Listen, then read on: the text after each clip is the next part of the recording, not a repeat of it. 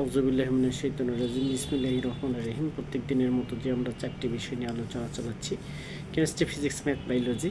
এর মধ্যে আমরা আজকে যে কেমিস্ট্রির মতো যে আলোচনা করব, অক্ষরটা হচ্ছে আজকে এইচ অক্ষর দ্বারা এইচতে যে শব্দ উচ্চারণ করব সেটা হচ্ছে প্রথমে হাইড্রোকার্বন। হাইড্রোকার্বন শব্দের অর্থ হচ্ছে কার্বনযুক্ত যৌগ। তারপর হচ্ছে যেটা উচ্চারণ করবো যে হ্যামোলোজাস, এর অর্থ হচ্ছে যে সমগোত্রীয় অর্থ। সমগোত্র কিছু মেটাল মৌল আছে পর্যায় সারণীতে, এগুলো নিয়ে আমরা আলোচনা করে দেখি কী বলতেছি। তো আজকে আমরা এটা শেখাবো হচ্ছে 3 থেকে 5 বছর বাচ্চার জন্য। এর থেকে তারপরে আমরা যেটা বলতে চাবো সেটা হচ্ছে 5 থেকে 8 বছর। তারপরে যেটা বলবো সেটা হচ্ছে 8 থেকে 12 বছর বাচ্চা দেখে দেখে হোমওয়ার্কস করে লিখে নেবে, বাবা মা অথবা টিচারের কাছে সিগনেচার করবে। আমরা একটা কৌশল আমরা অবলম্বন করার এখানে চেষ্টা চালাচ্ছি। দেখা যাক আজকে আমরা কী লিখেছি। বলা হচ্ছে যে হাইড্রোকার্বনের সাথে বন্ধনযুক্ত যৌগমূলক হাইড্রোজেনের বন্ধন। যদি কার্বনের সাথে হাইড্রোজেনের বন্ধনযুক্ত থাকে, এক বন্ধন হোক, 2 বন্ধন হোক, 3 বন্ধন হোক, গত ভিডিওগুলোতে আমরা বলেছি। তো আমাদের ভিডিওগুলো ইম্পর্টেন্ট, এই জিনিসগুলো যদি আয়ত্ত করা যায় তাহলে সেটা হচ্ছে কি যে বারবার ভিডিওগুলো দেখতে পাবো, নিজের বইগুলো পড়তে হবে, এটাই আমরা বলতেছি। তারপরে আমরা লিখেছি বিউটেনের উদাহরণ দিয়েছি। বিউটেনের 4টি বিউটেন শব্দের অর্থ 4। এখানে 4টি কার্বন আছে, 10টি হাইড্রোজেন আছে। 1 2 3 4, 4টি কার্বন। হাইড্রোজেনগুলি 1 2 3 4 5 6 7 8 9 10। তাহলে আমরা 10টা হাইড্রোজেন আছে, সেটা হচ্ছে বিউটেনে। এই যে বিক্রিয়াটা হয়েছে, এই ধরনের বিক্রিয়াটাকে বলতেছি আমরা এখানে হাইড্রোকার্বন। হাইড্রোকার্বনের অর্থ এবং ব্যাখ্যা, এটি গাঠনিক সংকেত, এটা গাঠনিক সংকেত দিয়েছে। এছাড়া আমরা এই সাইটে আরও গাঠনিক সংকেত, স্থূলের সংকেত দেওয়ার চেষ্টা চালাচ্ছি। দেখি আজকে কী বলেছি। তারপরের শব্দ হচ্ছে হোমোলোজাস। তো হোমোলোজাস শব্দের অর্থ হচ্ছে যে আমরা জানি হচ্ছে সমগোত্র। পর্যায় সারণীর গ্রুপ 1-এ যে সকল মৌল আছে তাদের মধ্যে মিল দেখতে পাওয়া যায়। তাদের মধ্যে একটা মিল পাওয়া যায়, সেটা হচ্ছে যে প্রত্যেকের যোজনী বা যোজ্যতা 1। আমরা কিন্তু যোজ্যতা বের করার জন্য কিছু শব্দ বা কিছু অক্ষর আমরা হচ্ছে আগে বা এটা 3 ধরনের একটা কৌশল আমরা অবলম্বন করে আমরা দেখাই দিয়েছি। এটা হচ্ছে কি যে সেল বিন্যাস, একটা ইলেকট্রন বিন্যাস, আরেকটা আমরা বলছি 2 10 18 36 54 86।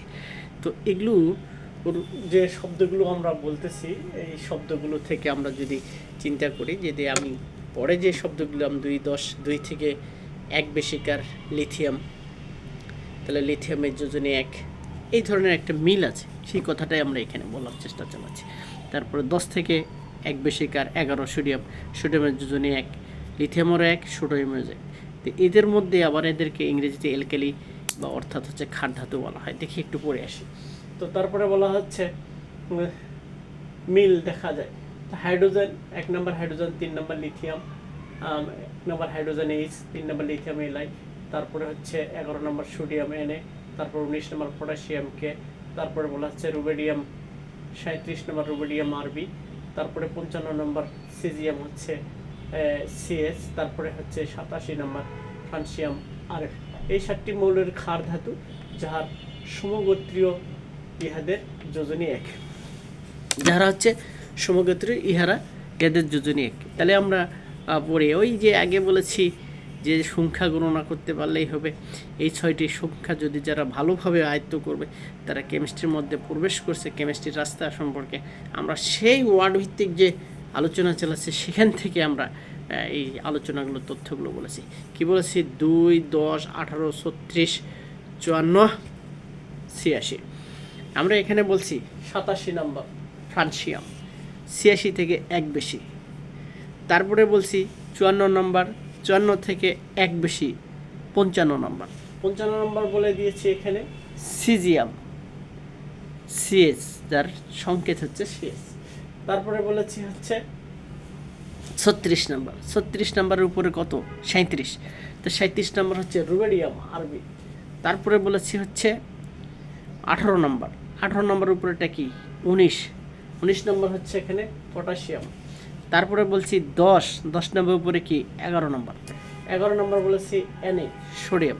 তারপর বলেছে কি 2 এর উপরে কত? 3 নম্বর বলছি লিথিয়াম। তারপরে বলছি হাইড্রোজেন সবসময় 1। তো যাই হোক, এই কয়টা মৌলের প্রত্যেকের যোজ্যতা 1। প্রত্যেকে হচ্ছে ক্ষার ধাতু। এদেরকে দেখা যায় সয়েল বা মাটিতে এদের উপস্থিতিটা দেখা যায় বেশি, এটাই আমরা জেনে আসছি। তাহলে আমরা অনেক ভালো ভালো তথ্য জানতেছি, আসলে পড়াশোনা করার মতো, জানার মতো, এখান থেকে কোশ্চেন করার মতো।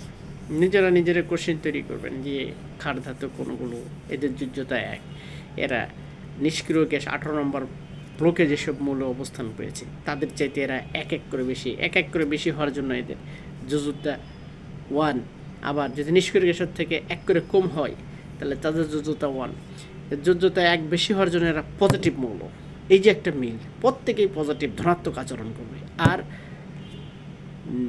আর হচ্ছে 18 নম্বর ব্লকের মৌলের যে নিষ্ক্রিয় গ্যাসের পরের জাতীয় মৌল যেগুলো হচ্ছে বলা হবে, সেগুলো হচ্ছে কি যে এদের আচরণ হবে কি যে নেগেটিভ আচরণ।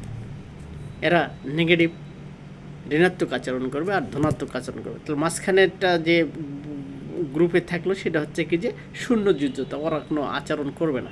তার মানে শূন্য যোজ্যতা বাদ দিয়ে দুইজনে রিয়াকশান করবে। যেমন সোডিয়ামের সাথে ক্লোরিন বিক্রিয়া করবে, সোডিয়ামের সাথে ফ্লোরিন বিক্রিয়া করবে, পটাশিয়ামের সাথে হচ্ছে কি যে ক্লোরিন বিক্রিয়া করবে।